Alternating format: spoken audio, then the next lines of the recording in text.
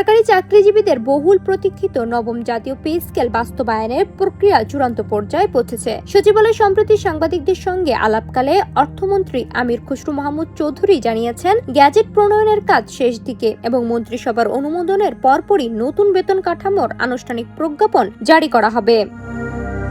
আইন ও বিচার বিভাগের বিষয়টি সমন্বয়ের জন্য অর্থমন্ত্রীর নেতৃত্বে 7 সদস্যের এক উচ্চ পর্যায়ের কমিটি গঠন করা হয়েছে, যা প্রজ্ঞাপন জারির গতিকে আরো ত্বরান্বিত করবে। কমিটির অন্য সদস্যরা হলেন স্বরাষ্ট্রমন্ত্রী সালাউদ্দিন আহমদ, জ্বালানি মন্ত্রী ইকবাল হাসান মাহমুদ, সমাজ কল্যাণ মন্ত্রী অধ্যাপক ডক্টর AZM জাহিদ হোসেন, আইনমন্ত্রী মোহাম্মদ আসাদুজ্জামান, অর্থ উপদেষ্টা ডক্টর রাশেদ আল মাহমুদ তিতুমির এবং জনপ্রশাসন ও খাদ্য প্রতিমন্ত্রী মোহাম্মদ আব্দুল বারী। অর্থ বিভাগের সাচিবিক সহায়তায় এই কমিটি দ্রুততম সময় সুপারিশ চূড়ান্ত করার কাজে নেমেছে। তবে বেতন বৃদ্ধির এই সুসংবাদের আড়ালে দাঁড়িয়ে আছে দেশের বর্তমান ভঙ্গুর অর্থনৈতিক চিত্র।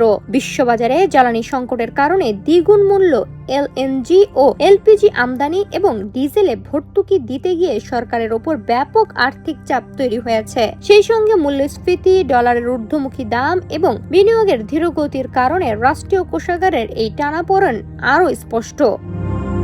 এমন পরিস্থিতিতে 2025 সালে সুপারিশকৃত 100 থেকে 140% পর্যন্ত বেতন বৃদ্ধির এই প্রস্তাবে হাজার হাজার কোটি টাকার অতিরিক্ত বাজেট বরাদ্দ দেওয়া সরকারের জন্য এক বড় চ্যালেঞ্জ। অবশ্য আন্তর্জাতিক মুদ্রা তহবিলের ঋণের সঙ্গে পে স্কেলের সংঘাতের আশঙ্কাকে নাকচ করে দিয়েছেন অর্থমন্ত্রী।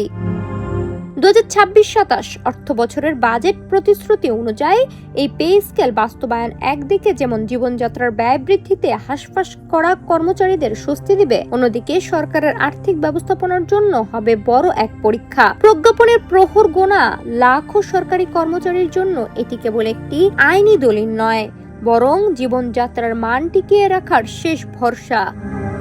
ডেস্ক রিপোর্ট, সোনালী নিউজ।